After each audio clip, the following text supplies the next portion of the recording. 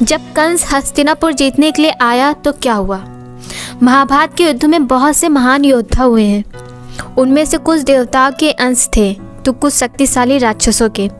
महाभारत के युद्ध से पहले ही 3 राज बहुत शक्तिशाली थे, मगध, पांचाल और हस्तिनापुर, जिनके राज पर कोई दूसरा राज तो दूर देवता भी कब्जा नहीं कर सकते थे। क्योंकि मगध में कंस, जरासंध, पांचाल में द्रुपद और हस्तिनापुर में भीष्म जैसे योद्धाओं का राज था। तो ऐसा क्या हुआ कि कंस ने हस्तिनापुर पर हमला कर दिया। तो आइए जानते हैं। जब भीष्म विचित्रवीर के विवाह के लिए रानी ढूंढने के लिए कई राज्यों में गए तो उन्होंने बहुत सारे राज्यों में रानी देखी, लेकिन भाई विचित्रवीर के लिए कोई भी उत्तम रानी नहीं मिली। फिर उन्होंने सेनापति को दूसरे राज्य में भेजा। जब सेनापति भगदंत के राज्य में असम में पहुंचा तो उसने वहां देखा कि भगदंत वहां पर इंसानों की बलि दे रहा था, जिसमें से उनका एक सैनिक भी था। और ये बात उसने जाकर भीष्म को बताई तो भीष्म बहुत क्रोधित हो जाते हैं और अपने त्रिशूला अस्त्र से असम के राजा का नाम भगदंत लेकर छोड़ते हैं, जो सीधा जाकर भगदंत की गर्दन पर लगता है और उसकी गर्दन अलग हो जाती है। और जब बात कंस को पता लगती है तो कंस को बहुत गुस्सा आता है, क्योंकि भगदंत कंस का प्रिय मित्र था। तभी कंस राक्षसों की सेना लेकर हस्तिनापुर की तरफ निकलता है। जब वह हस्तिनापुर की तरफ पहुंचता है तभी वह अपने कोटक से, जो कि कंस के गधे का नाम था, उसको पूरी शक्ति से धरती पर प्रहार करता है तो हस्तिनापुर की धरती हिल जाती है।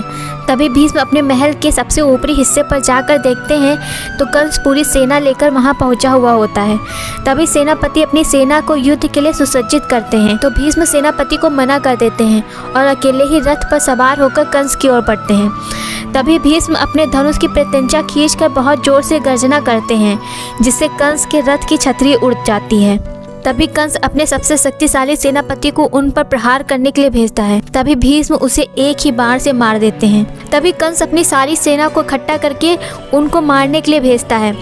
फिर भीष्म उन्हें अपने कटुम अस्त्र को चलाते हैं और अपने कटुम अस्त्र से आधी सेना को धरती में समा देते हैं। फिर कंस अपने अमोघ अस्त्र से भीम की ओर प्रहार करता है तो उनका रथ फट जाता है और भीष्म नीचे गिर जाते हैं। और तभी कंस जोर से हंसने लगता है और कहता है, इतना ही बल है हस्तिनापुर में?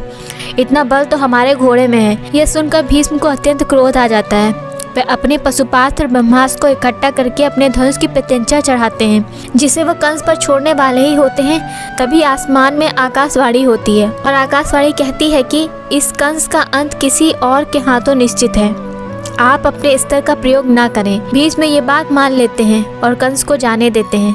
तभी युद्ध समाप्त हो जाता है। इससे पता चलता है कि भीष्म में असीम शक्तियाँ थीं। दोस्तों, अगर आपको वीडियो पसंद आए तो वीडियो को लाइक करें और कमेंट करके ज़रूर बताइए कि आपको वीडियो कैसी लगी। और अगर पहली बार हमारे चैनल पर आए हैं तो हमारे चैनल को सब्सक्राइब करें।